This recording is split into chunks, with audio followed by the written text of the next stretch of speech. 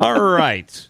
This segment is about humanoid-looking aliens. I've been reading some documents, some books, and I got this book for Christmas. It's called We Are Here, by Michael Zierger.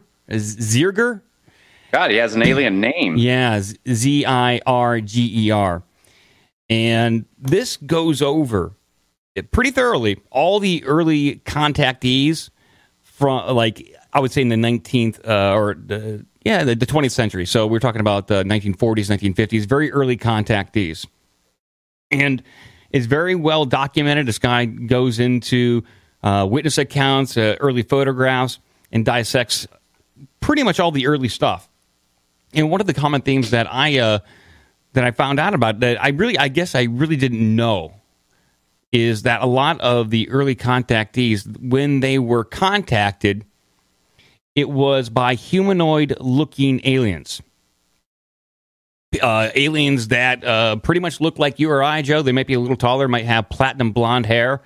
And many of them claim to be from Venus, if you can believe that. Now, one of the first guys that has been heralded as like the most outspoken contactee is a guy named Adaminsky. Now, Adaminsky, very controversial in the contactee movement and ufology.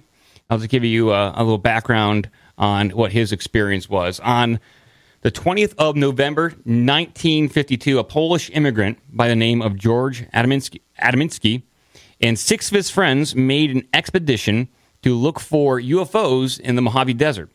Shortly after having lunch, as a group scanned the sky for activity, a gigantic cigar-shaped craft glided into view, hoping to get closer as well as getting a better spot for pictures. Adaminsky and 2 of his friends set off deeper into the desert.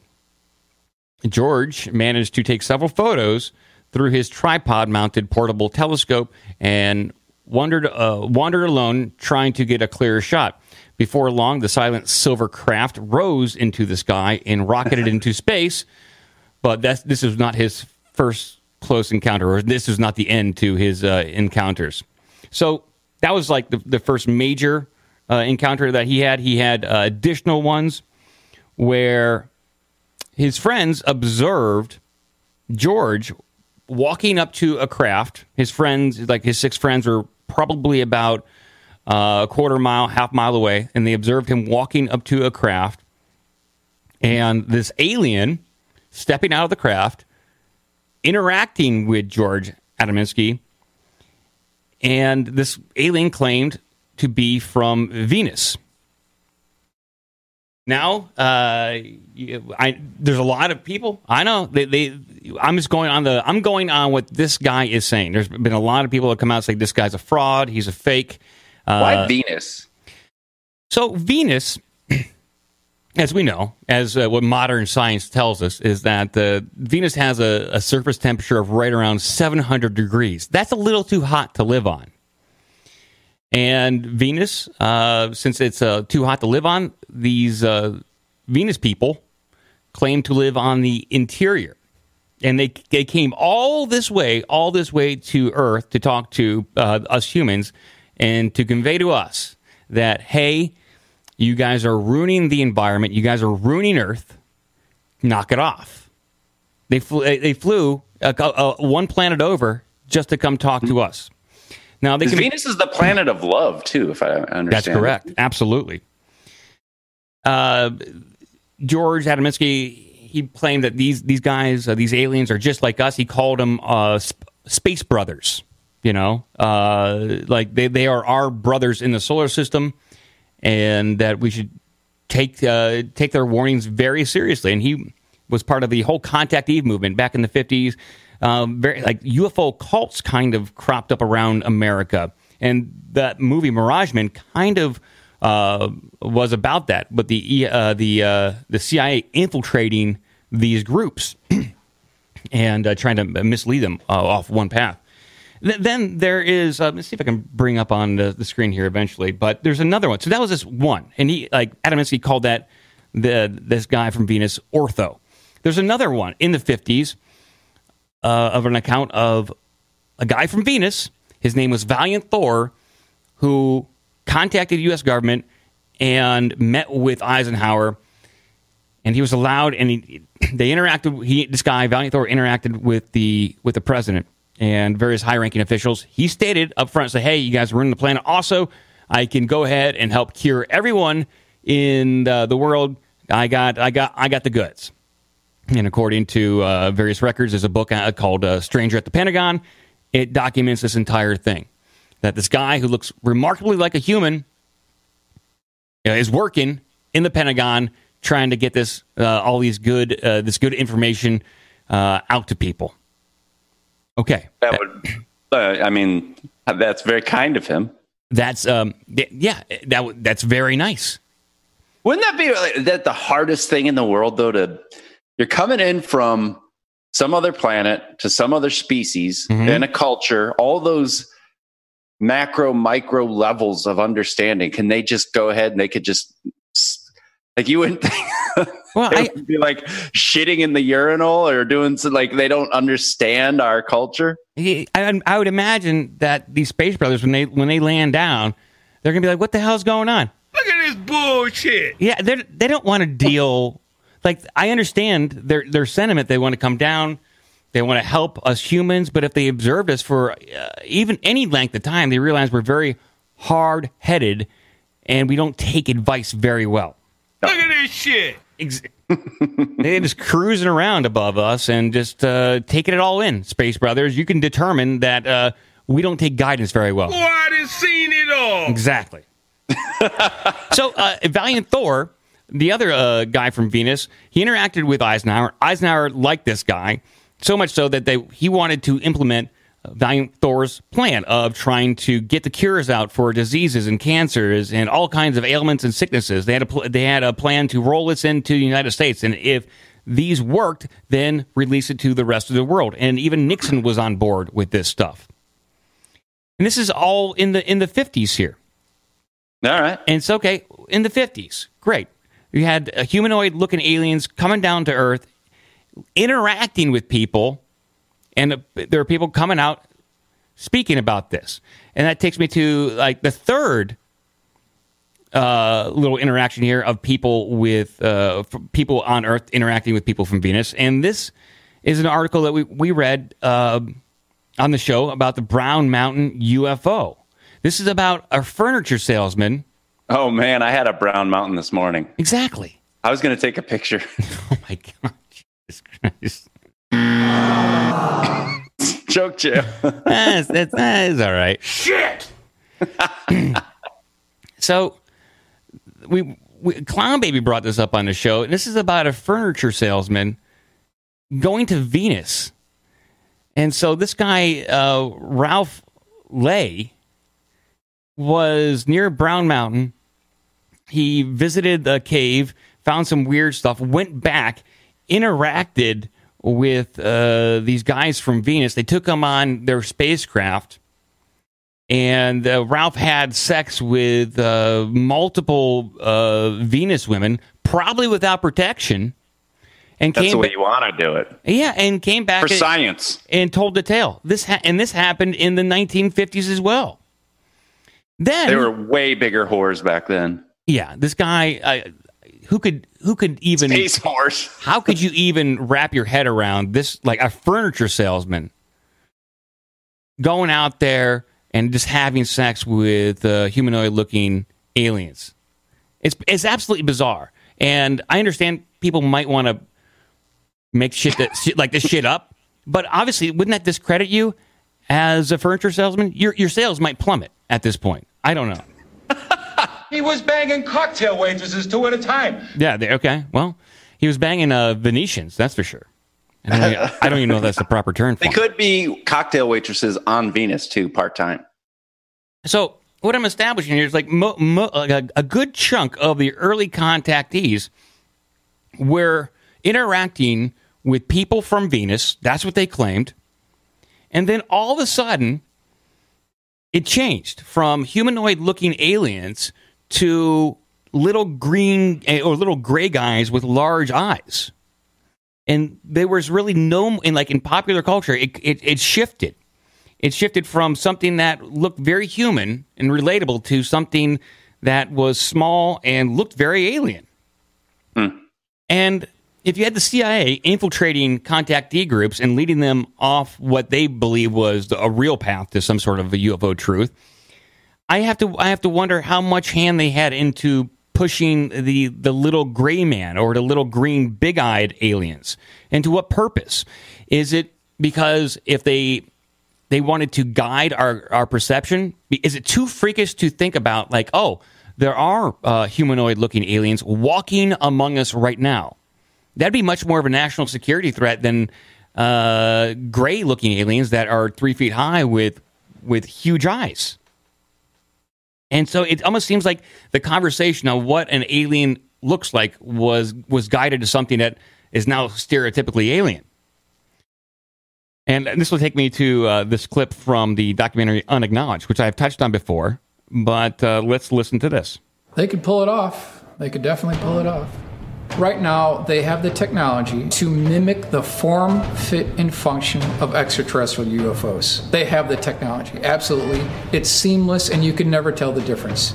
If they do have a false flag invasion, they're going to use one of these. This is the Hudson Valley Boomerang. This is 1982 to 1989. Over 25,000 eyewitnesses reported this craft. They can use the saucers, the cigars, the pyramids, the triangles as a united coalition. And that's how they're going to do it. We're talking about 150 to 172 feet across for the wingspan, which is the identical wingspan of the B-2 stealth bomber. So the question we need to ask is, was some of that $22.4 billion used on the B-2 poured into this program? It's the exact same time frame. When they power up and when they accelerate, it looks like a spark off a grinding wheel, and you could never know the difference. So if they wanted to hoax an alien invasion, they could do it, and they could do it in a way that's 100% believable. So that's one clip of the alien false flag. I'm going to say PR managed alien interaction at this point. I'm of the opinion that all this is managed. The PR of every event is managed, especially this. And that if there's going to be any alien disclosure, it's going to happen on the government's terms and not anything that we would even come to recognize on a personal basis. And so I got this second clip of an alien false flag, and this kind of speaks to what I'm talking about, that the interactions between humans and aliens, if you take it at face value to say it's happening, that it has been managed, and what we come to think are alien abductions might not be. They started doing all kinds of psychological warfare entrainment of the public by staging hoaxed events, such as cattle mutilations. Oh, it's a flying saucer who did that. It's a covert paramilitary program, human. So if you wanted to start indoctrinating people into a false threat from outer space that Wernher von Braun warned us about, you would start staging events that look alien, but that are completely man-made, that are scary and scare the hell out of people. UFO encounters are categorized into 4 groups. Close encounters of the 4th kind include people who claim to have been abducted by extraterrestrials. If you had a close encounter of the 4th kind and you are back, we're anxious to hear from you. Inner stage left, you got these sort of anti-gravity devices with creatures that look like ETs that are actually man-made robotic systems. They're called programmed life forms. And you start doing select interfaces with the public. We did do that, yes. OSI did that. There was a special group out of the 7602nd Air Intel Wing at Fort Belvoir. They came out and did that. They had these people that had maybe some sort of defects, anatomical defects that were brought in to fool people into thinking they're aliens. Yeah. I can't give you any specifics because the program is still classified, and they probably still doing it. I wouldn't doubt it. They were still doing it.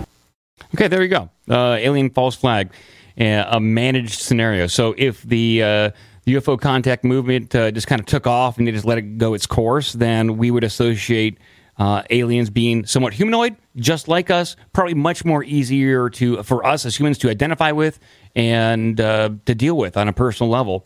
But if they're alien and they look weird and we really can't place them, then it becomes a little bit more scary. And once you scare somebody, they're much more easy to manage.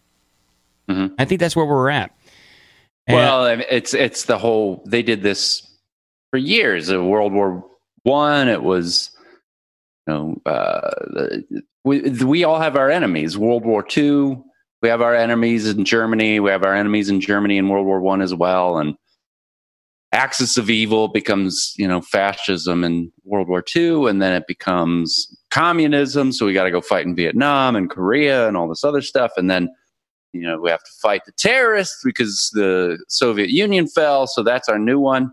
And if it's funny because you think if it is a managed revelation of some sort, having Donald Trump as the president would be one of the best doorways to like some subsequent president, or even Donald Trump if he gets a second term, or whatever next president you get, aliens come then, or you know what I mean? It's like, but we don't know. If Trump can be president, then why can't aliens invade it? And we've grown up with these stories. We grew up with video games. We grew up with the Time Life series and all this other stuff, hearing about it and the cattle mutilations.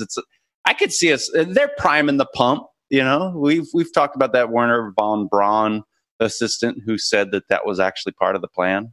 So, and we have Space Force now. We definitely have Space Force. Space Force. And I think Trump has a message for these aliens. I hope you dump a lot.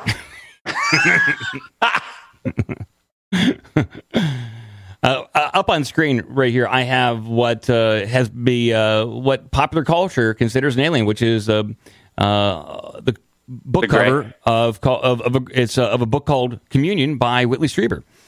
And this kind of popularized the gray alien with the large almond eyes, black almond eyes, smaller in stature. And he kind of redefined what we kind of perceive alien interactions to be, which is some sort of abduction from your house. You're strapped to a table. You're surrounded by these creatures, and they stick God knows what up different orifices of your body. Now, granted, some people pay good money for that to happen, but you don't want that to happen like when you're in like 4 a.m. I'll give you $10,000. No. Okay. Well, maybe you can probe me a little. No. I tell you what, I'll give you $14,000. Deal. At that point, deal. But if you take a look at some... Hit any hole you need to hit, dude. Just give me the money. But if you take a look at... Wait, no, you got any Pringles? Yeah, come on. Stop holding out. I get some morning munchies. If you're going to abduct me, at least bring me a snack pack. Something like that, for crying out loud.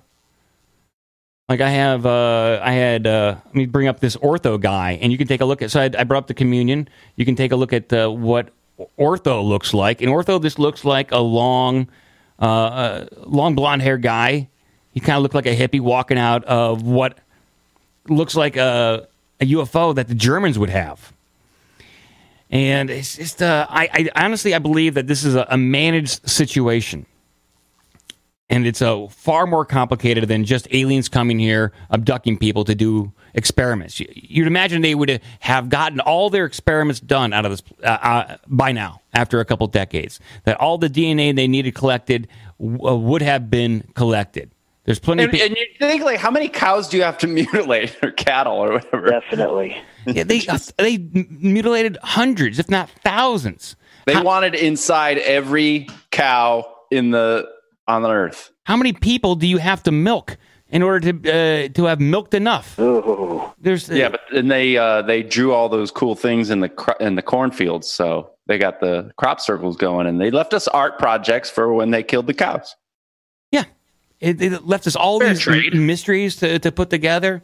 So, something's not adding up, and I am not buying the official. I guess UFO community's line that these are gray aliens from Zeta Reticuli.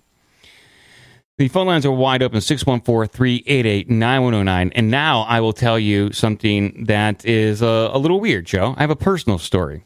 Of an interaction. Okay. They said you look younger in the YouTube chat. I look younger? So, yeah, are you using a bronzer? That'll really work. No, I look younger. Or a new eye cream? Well, thank you. You sound that's very flattering. Thank you. Caller, you're on the air. Hey guys, what is up? Teddy Spaghetti calling in. Love this subject. Let me just mute the TV so you don't have to hear your beautiful voice. What is all this stuff? What are we talking about? I believe I might know it's a theory of a lot of people, mine included. I was really into this alien stuff younger, but I think it's more on the trickster element, maybe elf/demon, demonic, whatever you want to call it. I don't think these entities are coming from other planets or other places in space. They may be coming from our own mind. It seems like they've been with us for a bit. There's like an extra dimensional. It's a dimensional thing. They can't be coming from physical places, and they always lie. The information seems to be good, but it changes as time goes on. First, they were from Venus. Now they're from Pleiades. What about Mars? They were from Mars, too, at some point. Yeah, or we came from Mars. But we get good information from them, and if you study, like, the old magic things, like magicians conjuring up demons and stuff, they got a lot of their knowledge from the demons. So they give you like truth and technologies, but it comes at a price, and it always comes at the price of tricking or fooling you. So I'm wondering if this is sort of, in a way, what our ancestors dealt with like Loki or elves, or even in like Rumpelstiltskin, the price is your firstborn child or something. So it's always something about taking the baby or the children away. And I'm sure you are familiar with that theory a little bit. Sure. There's various history stories of folklore of goblins or some sort of small creatures coming up and abducting babies. Well, is it Hansel and Gretel, or what was the one where? Yeah, was that the one where they went? The witch cooked them or something? Yeah, I think that was Hansel and Gretel. They left breadcrumbs through the woods so they could find their way back, and the witch was trying to cook them. Exactly. Yeah, so Owen, also, if you ever studied into Aleister Crowley, or, he likes to be called Crowley, but I call him Crowley because screw him. Lam, Lam, was one of the spirits he was conjuring up. And if you look at Lam, it's a gray alien. He drew the picture. It's a gray alien. It looks like the communion book thing. And so when I'm saying that maybe it's not managed. Maybe they're what that alien false flag thing is a replication of what they've already have seen, and that the government is like, okay, there's these type of aliens. Maybe we can make them and manage the situation. And I'm not discounting the spiritual side of this. I firmly believe that there is a nonverbal communication style. I look at the Vril Society and the Nazis' occultism interaction with these entities. I totally believe that. But I also do believe that there's an actual physical side to this, too, and that there very well could be entities from different star systems. I just think it's way more complex of an issue. It's not cut and dry. They're coming here, talking to us, giving us advice on how not to destroy our planet. I think we all can agree that nuclear weapons are bad and we shouldn't destroy our planet. It seems like... it seems so simple, and it seems so simple. Well, I understand what you're saying, but see, I think that's part of the way they lull you in. They come in with this message of, like, we can all agree on that stuff. But then when they start to say, like, when you go to the cult thing, like Heaven's Gate or something like that, and they're talking about castrating themselves, you can see how, like, people can get lulled into a sense of, like, oh, yeah, it's all love. And then, like, a powerful personality comes by, and they might be in it in the start to do something good, but it typically ends up going bad. And that's just classic trickster god element or trickster entity elements. Why don't they just land down and give me $14,000? I'll give you $14,000. I will be on board. I really like the Teddy's argument here, where it's like these stories have been around forever, and it's interesting that I think as we were growing up, Mike, the alien thing was like, I think it hit peak alien because X-Files was like one of the big shows and everything, and XCOM was like one of the big video games at the time, and it's almost like that news is super hard to find anymore. And what is the current one? It's like 411 is the current one. I'm with you on the trickster thing, that there probably has been something interacting with us on some level throughout the ages, and there definitely seems to be, they want some sort of agreement. They want like some sort of verbal contract in order to get whatever they need.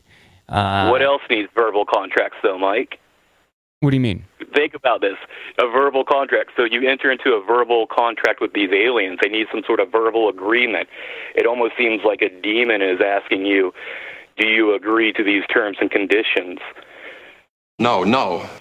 I'm with you there. I'm with you there. I definitely would urge caution with this. I mean, while you're on the phone, Teddy, I'm going to get your opinion on this. Okay, and Joe, okay. I want you to keep an open mind about this, but I am open to this idea.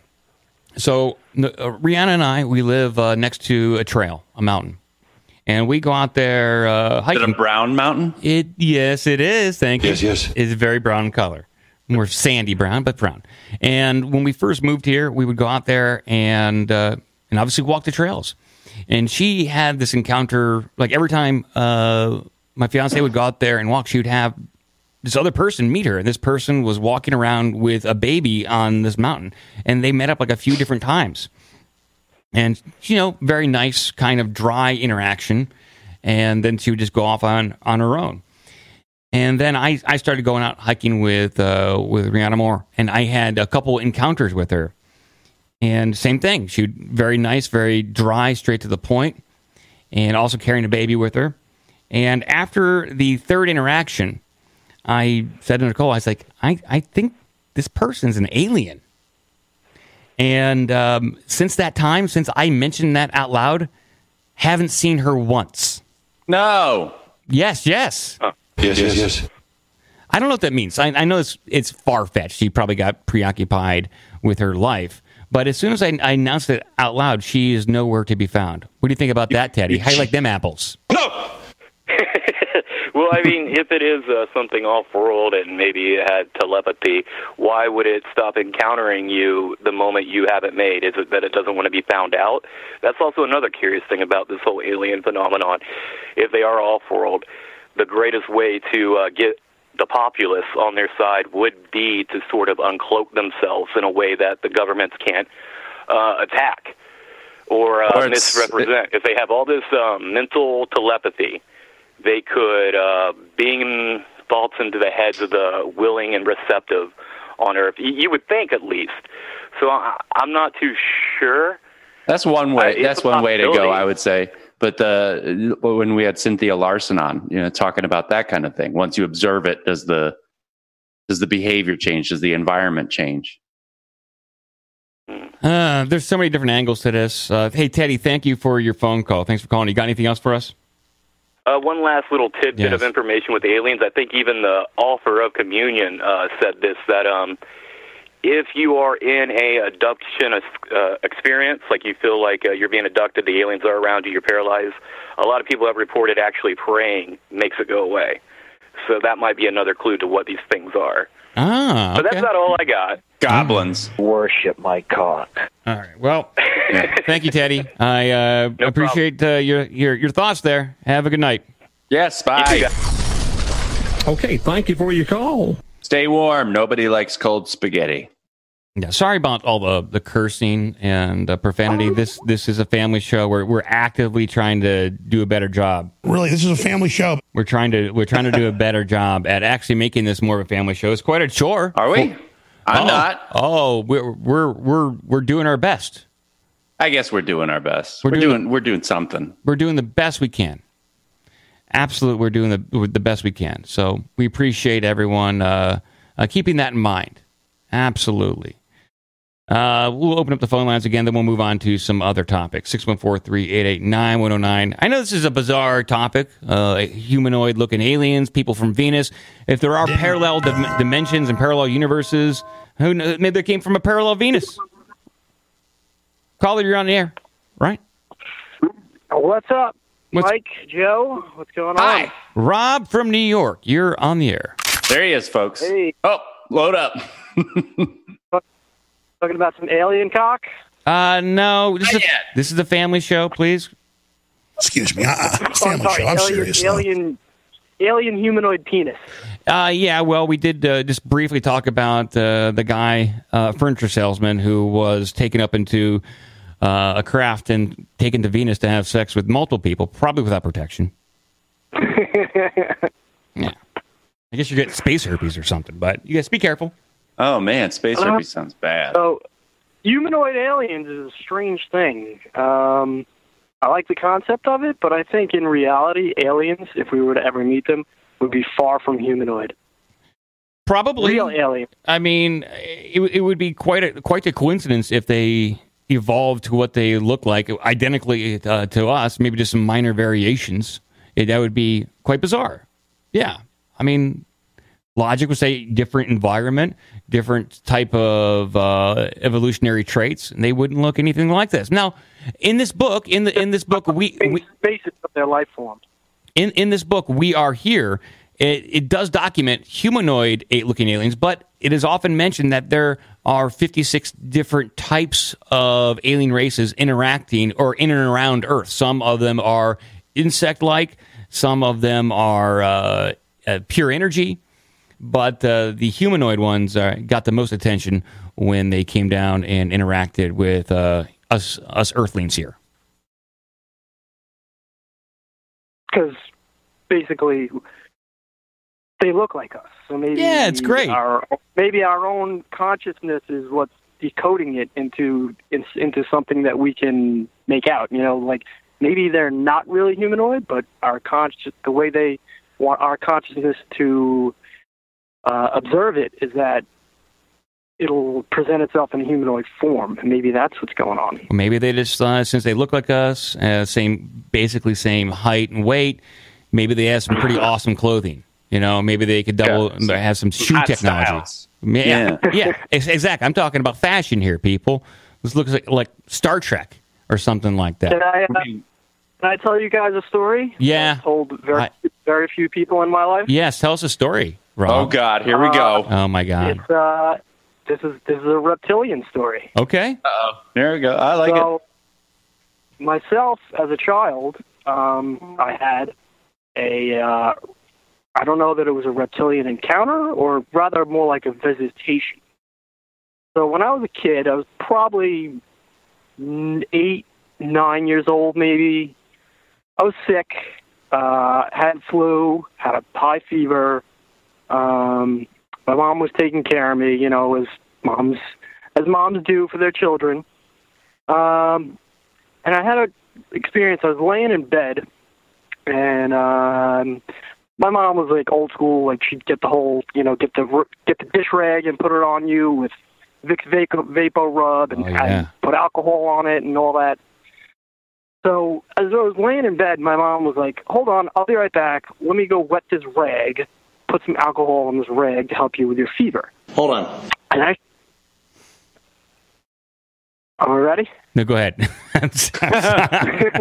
Mike's as she jamming on the stepped out soundboard. of the room, I closed my eyes, and I opened my eyes, and I saw standing in front of me what could only be what I only knew it as a dinosaur. Like, the way I was looking at it was, it had a head, it had shoulders, it had eyes, forward-facing eyes. It was looking right at me, and it was basically a reptilian that I was looking at, and I was just scared out of my mind, and I immediately called out, "Mom, Mom, I need your help."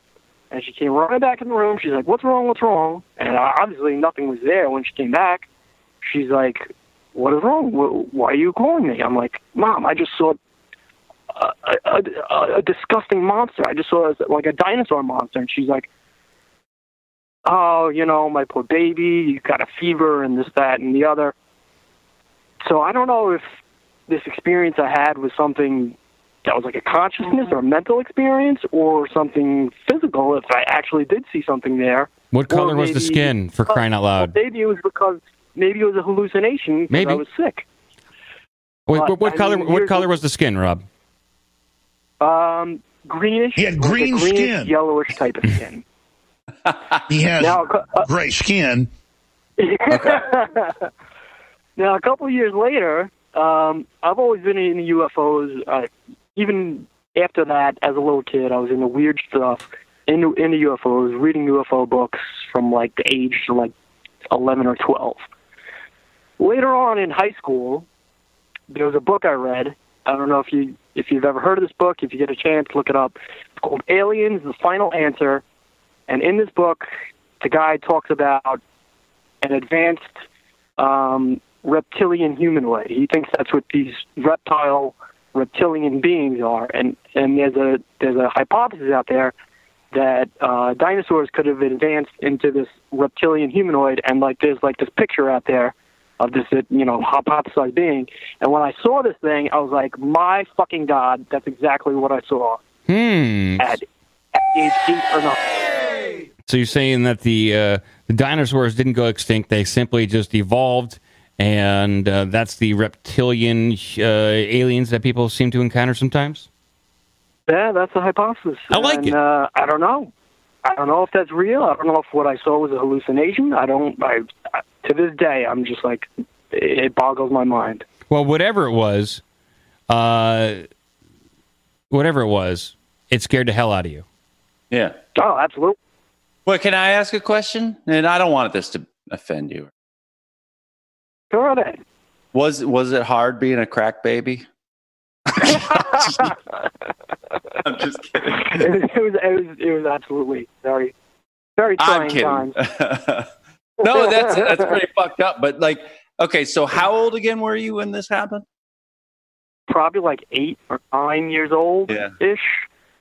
It's funny because Teddy was talking about it too. It's like, do we manifest how these things look to us based on what we're looking at? Were you into dinosaurs when you were a kid? Yeah, absolutely. I was way into dinosaurs, like more than any kid of my age.